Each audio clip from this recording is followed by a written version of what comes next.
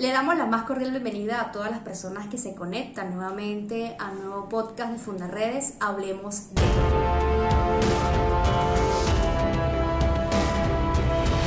Hablemos de Desaparecidos en la frontera venezolana. En esta oportunidad hablaremos un poco de el alto índice de desaparición en los estados fronterizos que Fundarredes monitorea. Y en esta oportunidad tendremos como invitada a María José Chacón. Ella es coordinadora del estado Táchira de Alianza para Todos por la Educación. 80 mujeres desaparecidas es el registro que tiene la curva de la violencia año 2022 de Fundarredes en 6 estados fronterizos de Venezuela, específicamente Zulia, Táchira, Apure, Bolívar, Amazonas y Falcón. Cifra lamentable en este contexto que vive nuestro país. Del total de 334 desaparecidos, podemos decir que el 245 fueron hombres, 9 de género que no pudimos identificar y 80 fueron mujeres.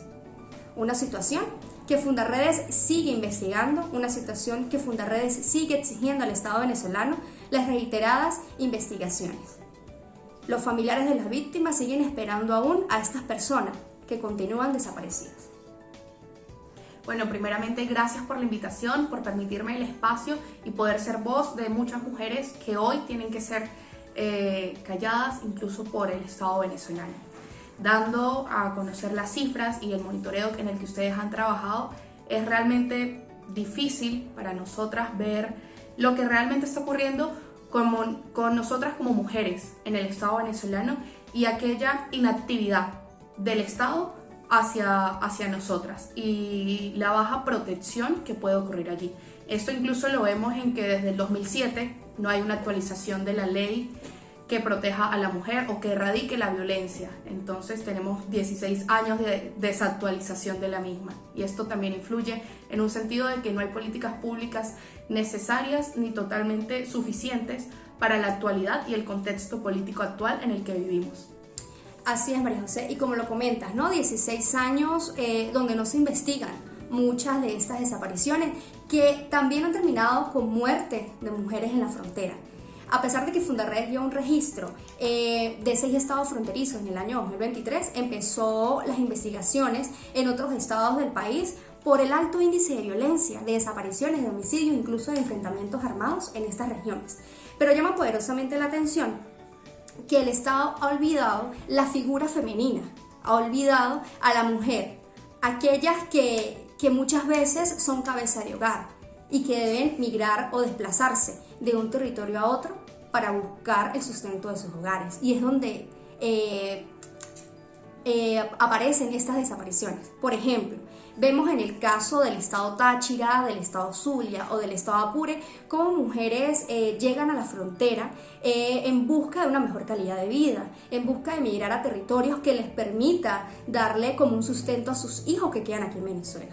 Pero también estamos viendo, por ejemplo, al sur de Venezuela, específicamente Amazonas y Bolívar, cómo mujeres se desplazan a estos territorios a ejercer la minería ilegal.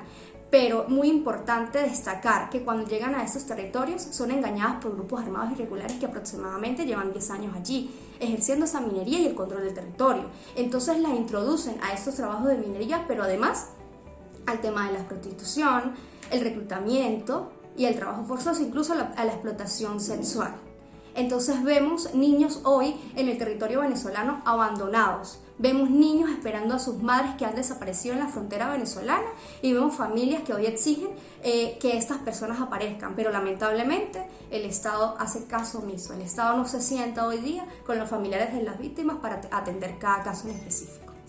Es así, y de hecho tenemos una cifra de que en el 2022 cerró con 236 feminicidios, siendo en diciembre la tasa más alta. ¿Y por qué normalmente en diciembre o en fechas vacacionales suele ser la tasa más alta? Porque es donde las madres están más tiempo dentro de casa y se ven más vulnerables a ese tipo de violencia doméstica. Y no solo la violencia doméstica, porque no estamos hablando solo de una agresión que puede ser domiciliaria, sino también, como tú lo comentabas, algo donde ya debido a la situación ellas se ven forzadas a tener que tomar otros destinos, a tener que huir de sus casas, dejar a sus familias en busca de trabajo, de más oportunidades, y en eso de que llegan a su destino final, es donde se encuentran con una realidad que era la que no les habían pintado, que era la que no esperaban, y se dan cuenta que, bueno, así como tú lo comentaste, existen casos de violación, de maltrato, de abuso, y obviamente allí es también donde surge esa desaparición, porque no, cuando están sometidas a esto, no es que puedan llamar, ay, miren, yo estoy bien, estoy aquí, o sea, no, allí es donde surge la desaparición, y más allá de la desaparición, muchas veces también sus familias se ven amenazadas. Entonces creo que es un contexto donde la violencia hacia la mujer está englobando algo más que solo la mujer, también está entrando su familia. Así es, y un caso en específico que llama poderosamente la atención, además de la frontera con Colombia, con Brasil, es el caso de Tamacuro, del estado del Tamacuro y del estado Sucre. Estas personas que migran a islas cercanas del Mar Caribe para buscar una mejor calidad de vida. Y vemos cómo mujeres se han enfrentado al tráfico de personas. Estas mafias que se dedican a esto han estado inmersas en el reclutamiento de mujeres en estos estados costeros de Venezuela. En la parte de investigación de Fundaredes, donde llevo a cabo este trabajo, hemos identificado, hemos hablado con víctimas que nos han dicho, sí, por lo menos mi hija migró del estado del Tamacuro en busca de mejor calidad de vida a Trinidad y Tobago. Pero yo ya sé que mi hija fue reclutada y está siendo explotada sexualmente en esta isla. No puedo hacer nada. Mi hija le piden $3,000 para poderla liberar, pero si los paga, no garantiza que la dejen viva, pero tampoco tiene el dinero para pagar. Entonces son madres desesperadas, padres desesperados, hermanos que hoy piden que el Estado venezolano, no solamente aquí en Venezuela, sino también, por ejemplo, en Trinidad y Tobago, busque una solución para estas mujeres que hoy viven un día a día de terror. Vamos a llamarlo así porque así es, un día a día de explotación sexual, pero también los hombres han sufrido trabajo forzoso en estos lugares y lamentablemente su familia no puede hacer nada, y como tú también lo comentabas, no se puede denunciar. Muchas de estas familias están amenazadas. Hemos conocido de personas que han llegado a los organismos de seguridad del Estado en Venezuela y le han dicho: no denuncie, señor, no denuncie, señora, porque es peor para su familiar. Nosotros sabemos dónde está, pero no podemos hacer nada con estas mafias, o simplemente no, y si denuncian, aún peor, no resuelven la situación, no investigan.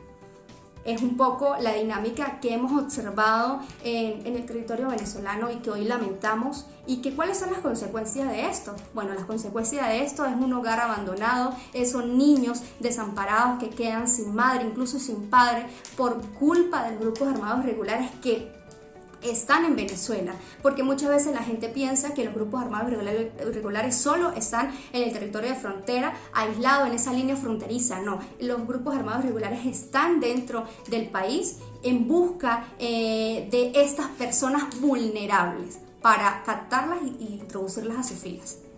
Y es que es así, de hecho, así como tú mismo lo estás contando, y si analizamos esta historia, no es solo una víctima, porque no es solo la muchacha que se fue a Trinidad y Tobago en busca de nuevas oportunidades, es su madre a quien también le están exigiendo cierta cantidad, es su madre quien también está llorándola, es incluso sus hijos que pueden estar esperando el regreso de esta persona a su casa, y el resto de su familia y de sus allegados, porque como te lo comentaba, no es solamente quien es víctima principal, porque de hecho en estos casos muchas veces no se sabe ni localizar quién es la víctima, sí, porque son tantas personas que son agredidas de tan distintas maneras que cuesta incluso a veces como que captar realmente quién es el victimario.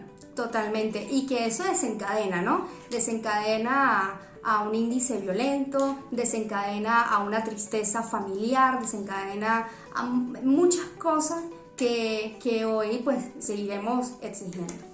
Bueno, María José, agradecemos tu participación, agradecemos el día de hoy que vinieras a hablar un poco sobre lo que has podido recopilar, ¿no? Sobre todo este tema de violencia, cómo la mujer venezolana estaba inmersa en toda esta violencia que se vive en Venezuela. También recordarles que nuestros podcasts pueden encontrarlos en nuestras redes sociales, @fundaredes_ en Twitter, Instagram, también en Facebook y en la plataforma Anchor.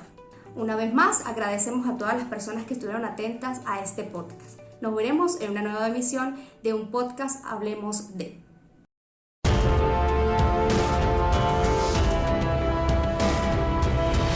Hablemos de.